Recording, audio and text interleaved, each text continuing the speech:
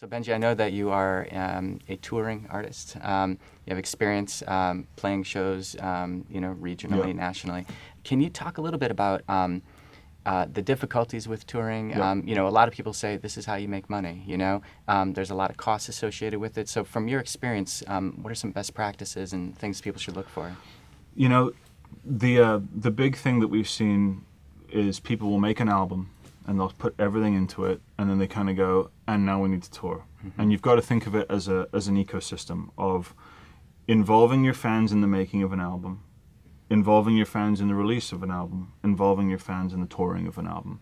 And what I think happens is a lot of bands will say, my manager will get us an agent who will book us a lot of shows and people will show up. Mm-hmm. And that's a lot of legs to stand on. And if any one of them doesn't work, you're falling over.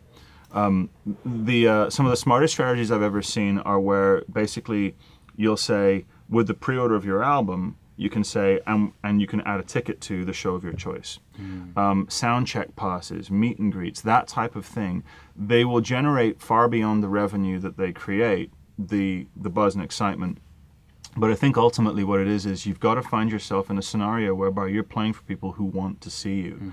Mm-hmm. Getting on a support tour is big. I've done thousands of opening slots that have yielded nothing. Mm-hmm.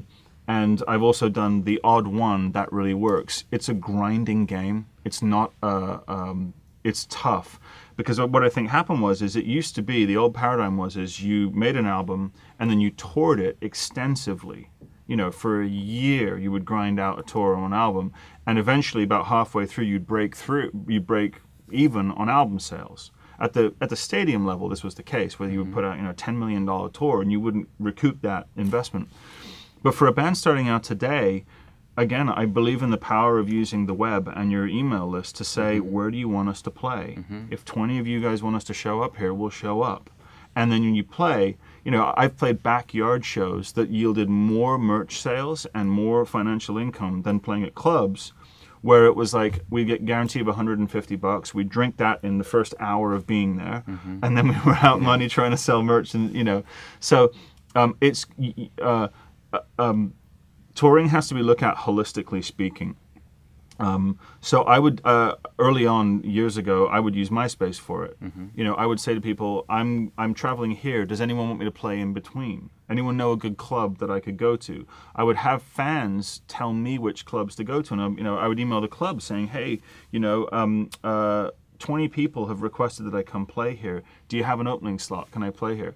I would play anywhere. If I wanted to play a place and I couldn't get a show, I would drive to that place, and I used to make posters for cheap at like the Kinko's, and it would be my name with a question mark on the date with that club. Like I did this a bunch of times, and I think that bookers are so inundated with people trying to play them, and with electronic submissions for stuff. I think you got to show above and beyond. You got to do something to stand out. Yeah. And I think ultimately you've got to view your merchandising as a way to subsidize touring at a certain point. Sure. And so what it is it's going to cost money no matter what, because you got to come out of your day job, and then you get to a certain point where it's like, okay, it's beginning to sustain, but it's not going to sustain on guarantees and that type of thing until you reach a larger level. It's a hard grind. Yeah. But what I would say is that when you're making your album, you could be pre-selling events to your tour as well. Yeah. So one of the things that we'll see is pre-order my album and get it on 180 gram vinyl, and it will come and play a house concert in your town.